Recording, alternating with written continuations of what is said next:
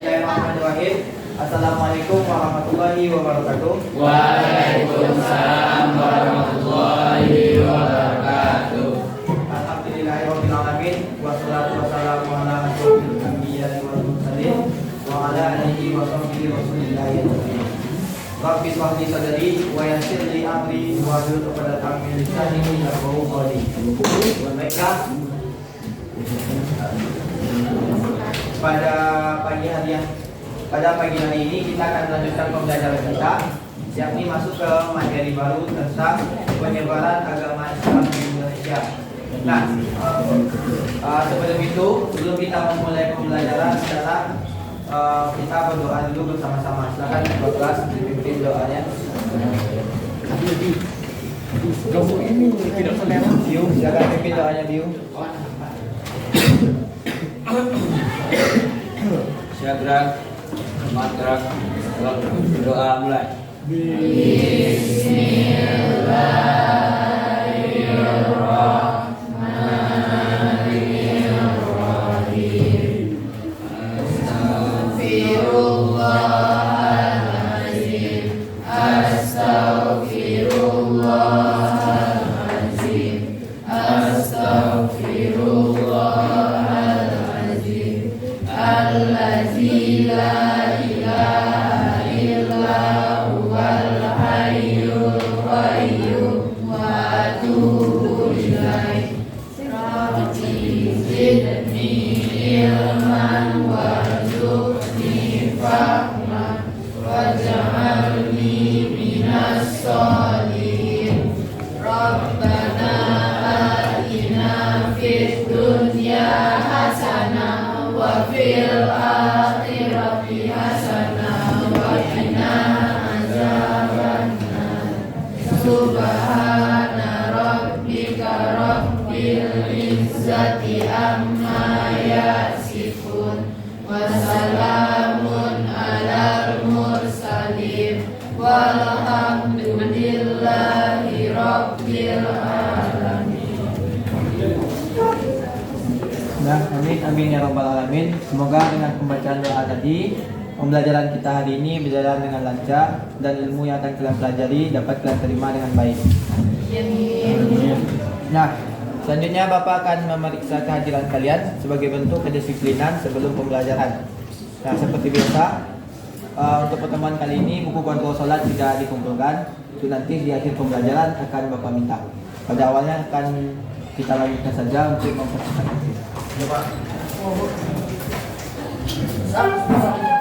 Kita masuk. Rehan buka jaketnya ya Rehan. Ya Pak. Nah, Abdul Razak tidak dikumpul. Abdul Razak hadir. Abi Effendi, Ya Pak. Adira, Aditya. Izin kemana dia? Ahmad Afif, Axel, Hadir Pak. Ayu Dwi, Farhan Pratama, Farid Zikri, Ya Pak. Farel, Ya Pak. Fatur, Fatwa, Habil Putra. Tidak ada keterangan. Husnul Fikri, Ya Pak. Ihwanul Dafa, Kesya, Fizora, Khairatun, Melania, Melodia, Meta,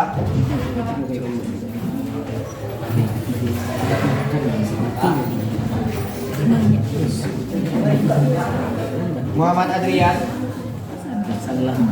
Miftahul. Di depan tolong suaranya. Muhammad Ubed, Mutia Zakira, Nabila, Nadia Novianti, Najla, Naila Fauzia, Quratul Hafiza, Rehan Salvatore, Ya Pak. Reza, Salwa Putri, Selvi Devina, Ciara, Hadir Pak. Zakia Putri. Nah, alhamdulillah pada hari ini hanya satu orang kita yang tidak hadir, yaitu Habil dengan tidak ada keterangan. Nah, sebelum itu Bapak ingin menanyakan terlebih dahulu. Nah, bagaimana kabarnya hari ini? Alhamdulillah.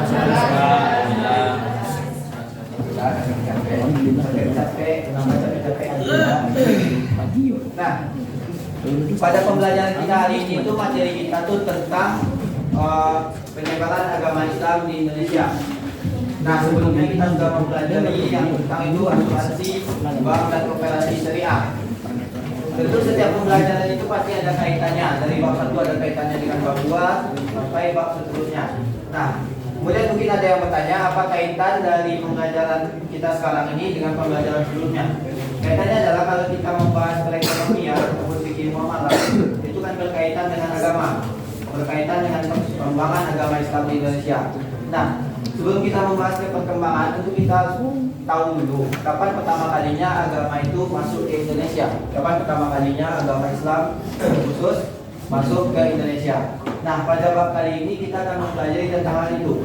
Kita akan mempelajari kapan agama Islam itu masuk, bagaimana cara agama Islam itu masuk, siapa yang membawanya, bagaimana metode yang digunakan dan lain sebagainya. Nah, kemudian mungkin kalian juga bertanya-tanya kenapa kita harus mempelajari penyebaran agama Islam di Indonesia? Karena penyebaran agama Islam di Indonesia itu berkaitan dengan sejarah kebudayaan Islam ataupun sejarah peradaban Islam. Nah, bangsa yang besar adalah bangsa yang mengingat sejarahnya. Barang siapa nanti yang tidak bisa mengingat sejarahnya, maka itu patut dipertanyakan tentang kebangsaannya. Nah, kemudian untuk mengenai alur pembelajaran kita, itu sangat singkat karena pertemuan kita hanya sedikit. Jadi Bapak akan fokus dulu menjelaskan materi, nanti akan kita adakan latihan sebagai bentuk evaluasi kalian, apakah kalian sudah memahaminya atau belum.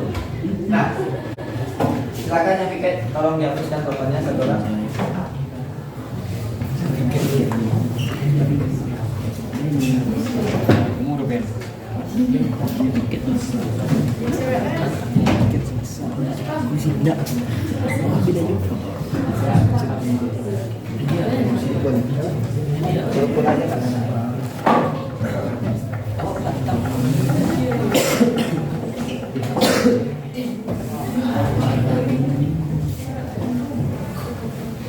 Nah, sebelumnya Bapak ingin bertanya dulu, pernah kan mendengar mengenai teori-teori yang mengatakan bahwasanya Islam itu masuk kapan? Pernah kan?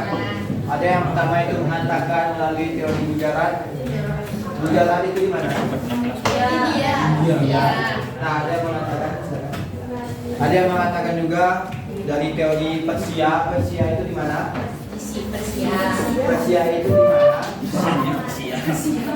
Nah, kalau bahasa sekarangnya Persia itu bisa kita kenal sebagai Iran. Nah, Iran itu dahulu namanya adalah Persia. Nah, ada juga teori Makkah dan Madinah. Dan yang terakhir akan kita bahas adalah teori Cina. Sebenarnya ada teori maritim, cuma teori maritim dan teori Makkah itu mirip-mirip. Jadi tidak akan kita bahas karena dia sudah sejalan dengan teori Makkah. Nah, karena kita membahas mengenai penyebaran agama Islam,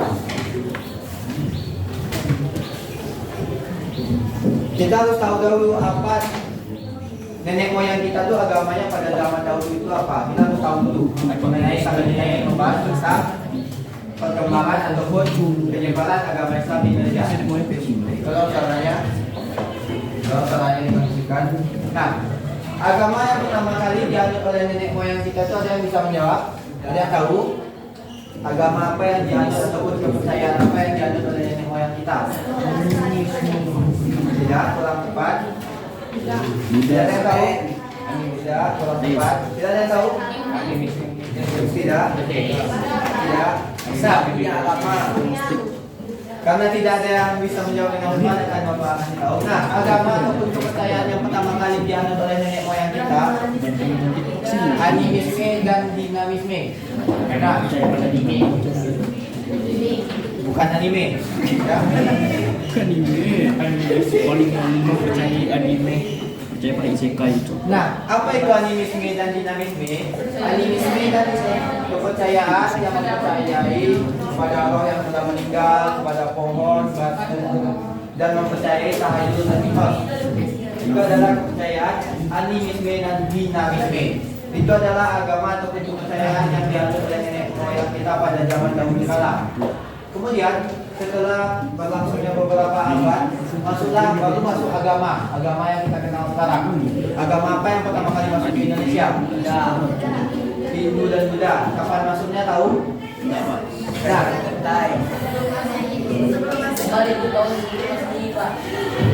salah. Nah, Hindu dan Buddha itu masuk ke Indonesia. Untuk Hindu itu masuk pada awal abad kedua, dan untuk Buddha itu masuk pada pertengahan abad keempat. Jadi mereka itu masuk pada abad kedua dan 4 Masehi, ataupun pada tahun pada tahun 100-an ataupun tahun 200-an. Itu adalah pengertian dari abad. Nah, jadi Hindu dan Buddha ini lumayan lama berkembangnya, ada sekitar 10 sampai 13 abad berkembang sampai kerajaan Majapahit itu berdiri. Kerajaan Majapahit itu berdiri pada awal abad ke-12. Itu adalah kerajaan. Tapi karena kita membahas agama, soalnya tahu, karena kita membahas agama, tentu dia lebih dulu masuk daripada kerajaan yang mendirikannya. Nah, setelah kita mengetahui kapan agama Hindu dan Buddha itu masuk, agama selanjutnya yang masuk, ada yang tahu apa? Setelah agama Hindu dan Buddha yang masuk, kurang tepat. Nah, Islam. Nah, agama yang kedua itu khusus agama. Kalau kepercayaan itu adalah kepercayaan yang ketiga. Itu adalah agama Islam. Agama Islam itu masuk, terdapat 4 teori. Ada yang mengatakan pada abad ke-7, ada yang mengatakan pada abad ke-8, ke-9, dan sampai abad ke-13. Nah, itu berbeda-beda. Hanya saja mereka mempunyai bukti-bukti sendiri yang mereka yakini dan mereka percayai. Nanti kita akan bahas lebih lanjut mengenai 4 teori tersebut, disertai nanti kapan masuknya dan apa buktinya. Nah, setelah kita masuk, kita anggap saja abad ke-7, abad ke-7 Masehi. Setelah itu barulah masuk agama Nasrani ataupun Kristen, agama Kristen ya. Nah, agama Kristen itu masuk pada awal abad ke-17 dan abad ke-18, yang mana agama Kristen itu dibawa oleh penjajah dari Portugal. Pada awalnya Portugal, sebelum Belanda itu Portugal dahulu yang menjajah Indonesia, yang mana bangsa Eropa itu menganyakan atau membawa prinsip 3G. Ada yang tahu apa itu 3G? Gold, glory, dan gospel. Nah, gospel adalah para penjajah itu ingin mencari harta kekayaan. Glory ingin mencari daerah kekuasaan dan kejayaan, dan gospel itu adalah penyebaran agama Kristen Katolik. Nah, itu masuk pada awal abad ke-17. Abad ke-17 Masehi. Nah, setelah kita mengetahui apa-apa saja agama yang sedang masuk ke Indonesia, setelah kita mengetahui apa-apa saja agama yang masuk ke Indonesia, barulah nanti kita akan mempelajari mengenai masuknya agama Islam ke Indonesia. Terus salahnya Farhan, Adrian, soalnya. Nah, proses penyebaran agama Islam di Indonesia itu terdapat 4 teori utama. Yang pertama itu yang paling banyak ialah teori Gujarat. Teori Gujarat ini mengatakan bahwasannya Islam masuk pada abad berapa? 13. Pada abad ke-13.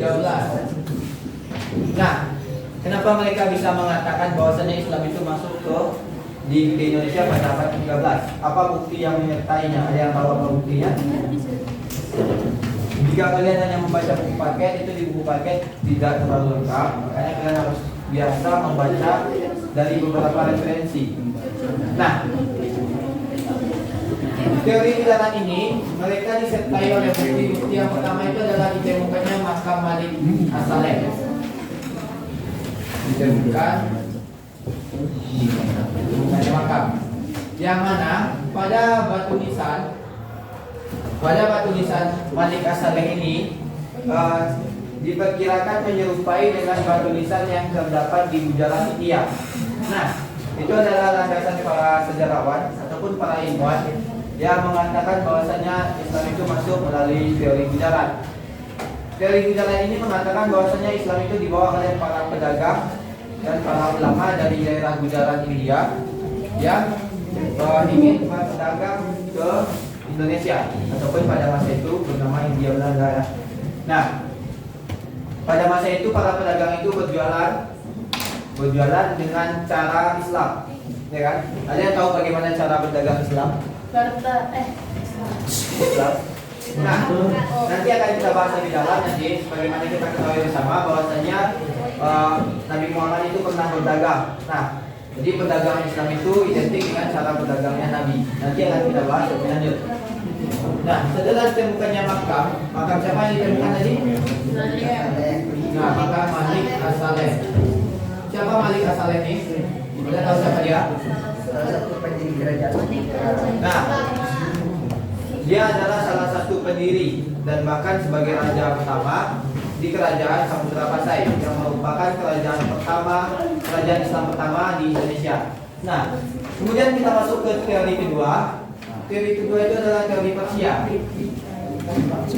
Teori Persia mengatakan bahwasannya Islam itu masuk pada abad berapa? Ada yang tahu? Pada abad ke? Tidak dari buku. Tidak. Pada abad ke-7. Nah, pada abad ke-7. Apa buktinya? Nah, karena pada abad ke-7 itu para pedagang dari Timur Tengah itu sudah mulai berdagang melalui jalur utara. Jadi dia datang dari daerah Selat Malaka, yang mana Selat Malaka itu merupakan tempat perdagangan terbesar pada masa itu. Karena pada masa itu kan orang berebutan untuk mencari rempah-rempah. Nah, di Indonesia itu berlimpah ruah rempah-rempah. Maka dari itu Selat Malaka menjadi tempat perdagangan terbesar pada masa itu. Nah, kemudian orang Persia ini diperkirakan datang ke Indonesia untuk berdagang, kemudian sekaligus menyebarkan agama Islam. Apa buktinya? Nah, buktinya itu ada banyak. Yang pertama itu adalah kegiatan tabot ataupun kegiatan tabui. Tabot itu timbul dulu, kalau tabui itu di Padang Pariaman. Kenapa demikian? Karena di Persia itu terkenal dengan kepercayaan mereka yang terlalu berlebihan terhadap Hasan dan Husain, yang mana mereka merayakan tanggal 10 Muharram, yang mana hari wafatnya Hasan. Nah, kemudian acara tabui atau tabot itu dilaksanakan pada tanggal 10 Muharram juga kan?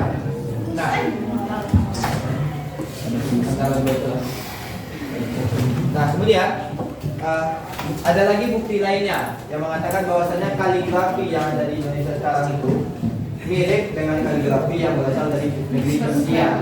Nah, mereka mengatakan bahwasanya itu merupakan rujukan atau mereka tiru dari para pedagang Persia. Nah, itu adalah dua teori yang paling besar. Kemudian ada teori ketiga, yaitu teori Mekah. Teori Mekah ini sama, mereka mengatakan bahwasanya Islam itu masuk pada abad pertama Hijriah. Abad pertama Hijriah itu rentang waktunya pada abad ke-7 sampai abad ke-8 Masehi. Nah, teori Mekah ini didukung oleh banyaknya para ulama yang mengatakan bahwasanya Islam itu masuk melalui Mekah langsung. Kenapa demikian? Pada abad pertama Hijriah itu adalah pada masa kekhalifahan. Pada masa kekhalifahan siapa? Pada awal Hijriah. Nah, sedikit informasi. Itu tahun Hijriah itu dibuat oleh Khalifah Umar bin Khattab. Nah, jadi kalau tahun abad pertamanya itu bisa berapa? Nah, Umar itu adalah pendirinya. Itu tidak sampai sekitar 3 sampai 4 tahun setelah tahun Hijriah baru meninggal Umar bin Khattab. Jadi pada awal abad pertama Hijriah itu tolong Farel. Nah, pada awal abad pertama Hijriah itu adalah pada masa kekhalifahan Utsman bin Affan, yang mana kita ketahui bersama bahwasanya Utsman bin Affan itu merupakan orang yang sangat kaya. Bahkan pada masa dia adalah pertama kali mushaf Al-Quran itu ditulis ulang.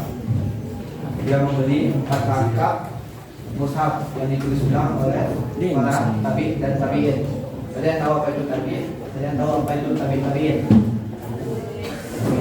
Tidak. Nah, kita informasi lagi.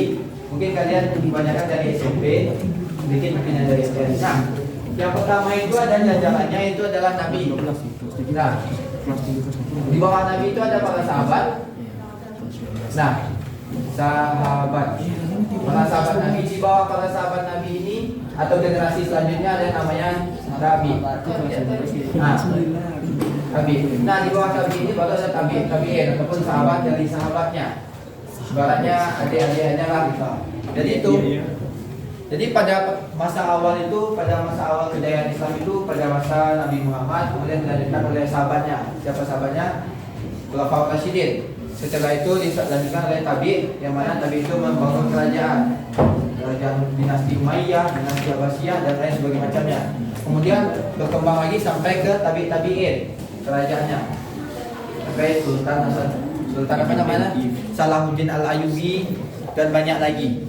Nah, kita kembali lagi ke teori. Nah, teori Makkah itu mengatakan bahwasanya pada masa kekhalifahan Utsman bin Affan itu, Utsman bin Affan gencar yang mana dalam menyebarkan agama Islam. Kemudian dia mengutus para ulama-ulama di Mekah, para ulama-ulama di Mekah itu ke negeri-negeri orang, sampai ke negeri Cina, sampai negeri India pada masa itu, sampai ke Indonesia. Nah, sedikit informasi juga bahwasanya Malik As-Saleh itu bukanlah orang Indonesia. Dia adalah orang Jepang. Nah, orang Arab. Nah, jadi dia yang membawa Islam pertama kali. Sampai nanti itu Wali Songo pertama, Sunan Gunung Ampel, Sunan apa yang pertama itu dia itu adalah orang Indonesia.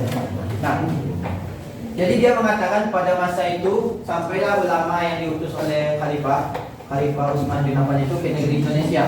Itu teori yang sangat banyak dipakai oleh para ulama dan teori yang mereka yakini. Nah, buktinya apa? Buktinya adalah penggunaan gelar Al-Malik. Gelar Al-Malik itu banyak dipakai pada daerah Arab. Di India, di Maroko dan lainnya itu tidak ada penggunaan gelar Al-Malik. Dan yang bukti yang kedua adalah kerajaan Samudra Pasya itu adalah kerajaan yang menjunjung tinggi mazhab Syafi'i. Bagaimana yang kita ketahui bahwasanya Arab itu kental dengan mazhab Syafi'inya. Berbeda dengan Mesir, India, itu mereka menggunakan mazhab Hanafi. Nah, itu adalah dua bukti dari teori Mekah tadi. Nah, selanjutnya kita akan bahas yaitu teori Cina. Ini teori Mekah yang ketiga. Yang keempat adalah teori Cina. Teori Cina ini mengatakan bahwasanya Islam itu masuk dari negeri Cina, yang mana masuknya itu pada abad ke-9. Ada yang tahu kenapa pada abad ke-9? Tidak? Nah, jadi ceritanya tuh pada masa Khalifah Utsman tadi berkaitan pada masa Khalifah Utsman itu sampailah seorang sahabat dari Utsman itu ke negeri Cina. Dia menyebarkan agama Islam pada awal abad ke-7 sampai akhir abad ke-8. Nah, di dalam perkembangan Islam di negeri Cina itu terjadilah migrasi besar-besaran dari negeri Cina itu ke Selat Malaka sampai nanti ke Indonesia. Yang mana itu tujuan mereka itu daerah Jawa dan daerah Sumatera Selatan ataupun daerah Palembang sekarang ini. Kemudian buktinya pertama itu adalah terjadinya migrasi besar-besaran. Setelah itu buktinya yang kedua itu adalah corak-corak masjid yang mirip dengan kuil di Cina, berarsitektur Cina. Contohnya itu ada di Palembang dan ada di Demak. Itu adalah ada masjid yang mirip-mirip kayak orang Cina gitu, merah. Kemudian ornamen-ornamen Cinanya.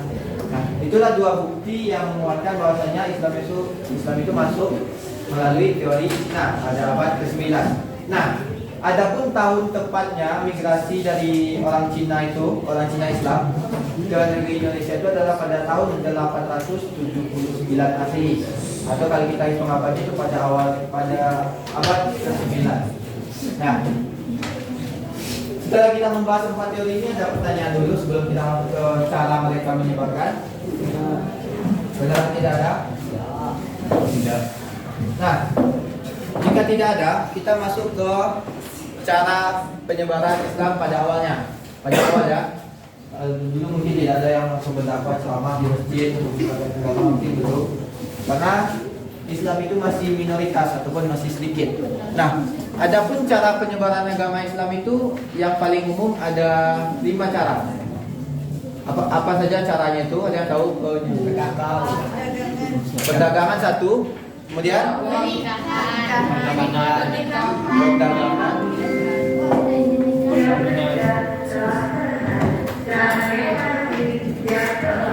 Dari segi budayaan juga, budaya kemudian perdagangan nomor 1, nomor 2 menikah, kemudian ada apa lagi? Dia ada 5. yang di budayaan, yang Kaligrafi yang gambar-gambar tuh Pak. Yaitu apa namanya? Kaligrafi. Kaligrafi.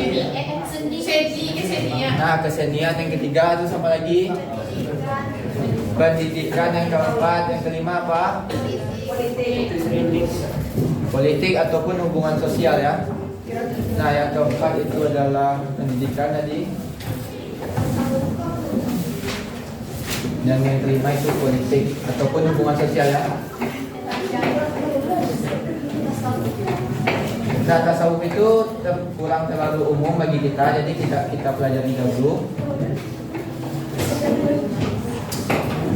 Nah, karena tasawuf itu lebih berkaitan dengan kebudayaan ataupun kebiasaan dari orang itu berbeda. Jadi kan tasawuf itu digunakan oleh para wali songo. Para wali songo itu banyak mereka yang memodif kebudayaan yang muda supaya mereka membuat orang-orang di Jawa itu tertarik dengan Islam. Tapi kita tidak akan sampai di sana dulu. Oke. Kita bahas dulu yang pertama. Bagaimana cara berdagang itu bisa menyebarkan agama Islam? Ada yang pernah kepikiran? Kita cuma jualan di awal, terus kita bisa masuk ke dalam agama Islam. Ada yang tahu bagaimana caranya? Bisa, dari cerita bisa. Nah, kayak yang Bapak sampaikan tadi, bahwasanya para pedagang Islam itu menggunakan cara Nabi Muhammad berjualan. Cara Nabi Muhammad berjualan itu adalah dia mengatakan apapun kekurangan dan kelebihan barang dagangan. Dia akan menyampaikan bahwasanya modalnya berapa, yang penting berapa saja dibeli asal dia untung.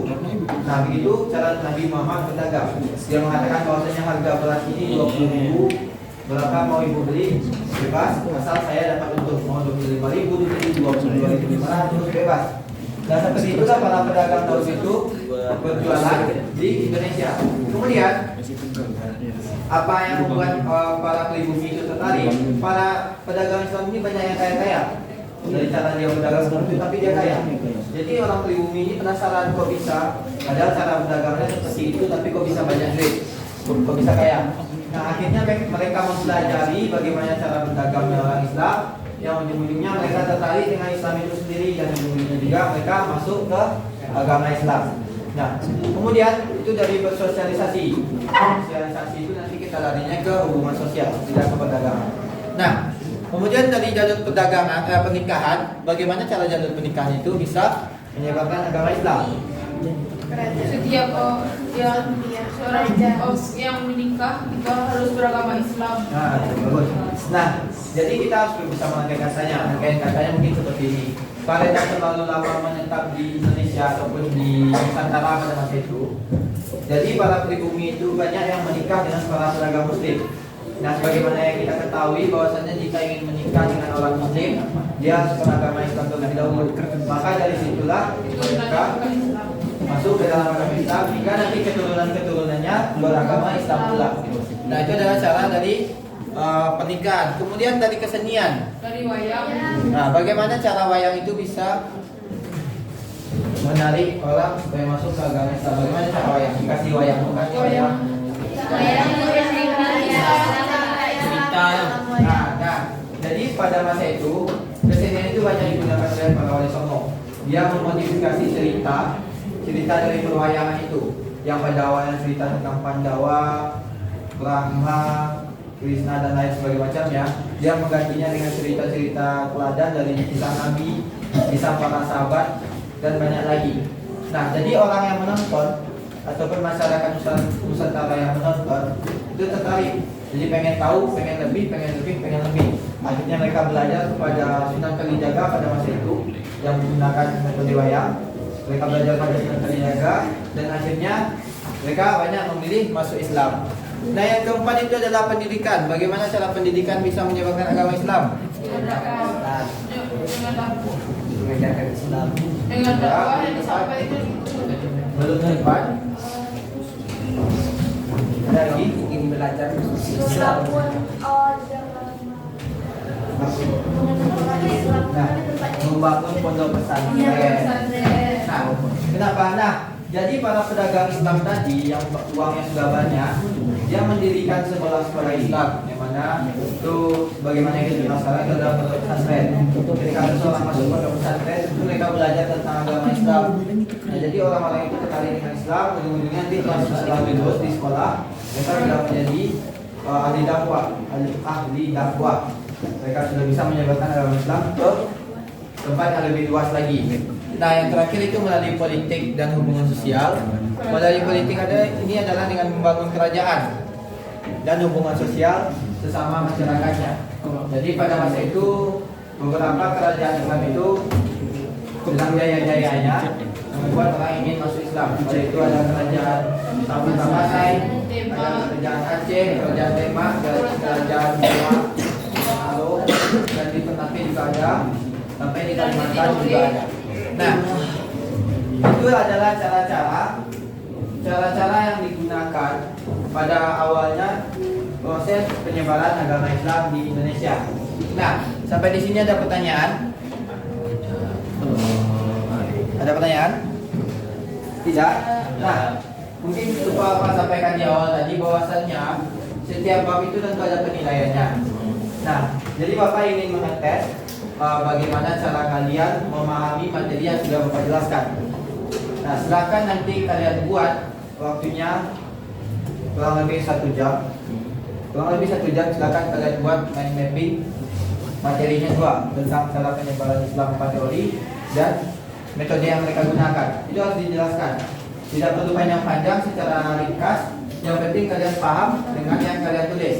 Misalnya Dr. dari Gujarat itu masuk ke Indonesia pada awal abad ke-13 misalnya, dibawa oleh para pedagang dari Gujarat, yang dibuktikan dengan ditemukannya makam Malik As-Saleh, bahwasanya batu nisannya itu mirip dengan yang ada di Gujarat misalnya. Kemudian poin keduanya teori Persia, apa buktinya, tahun kapan masuknya, siapa yang membawanya. Silakan dibuat mind mappingnya. Di Bapak. Di Double Studio boleh, di UPS boleh,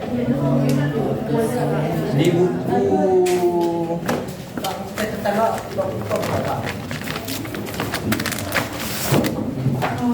nah, masuk nilai dong. Jadi kan kemarin sudah aku sampaikan bahwasanya satu bab itu minimal ada 2 nilai sumatif. Nilai formatif dan nilai sumatif. Nah, jadi ini untuk penilaian. Nanti mungkin ada penilaian usul.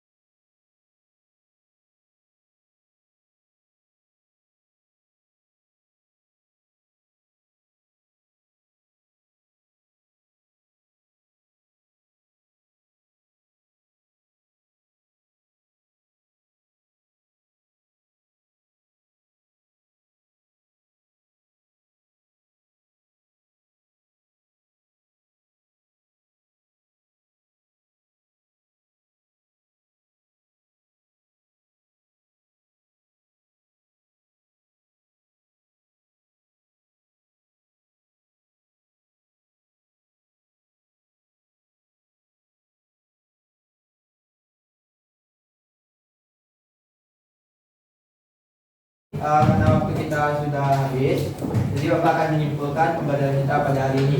Pembelajaran kita pada hari ini itu adalah tentang penyebaran agama Islam di Indonesia. Penyebaran agama Islam di Indonesia itu terdapat 4 teori. Jadi yang pertama teori Gujarat, yang buktinya itu adalah ditemukannya makam Malik Saleh. Yang kedua itu teori Persia, yang mana buktinya itu perayaan ataupun kebudayaan yang sama dengan negeri Jiran, yaitu perayaan Sepuluh Muharram, Isra Tabun dan Mabon. Kemudian teori Mekah, kamu perhatikan, teori Mekah itu dibuktikan oleh penggunaan gelar Malik.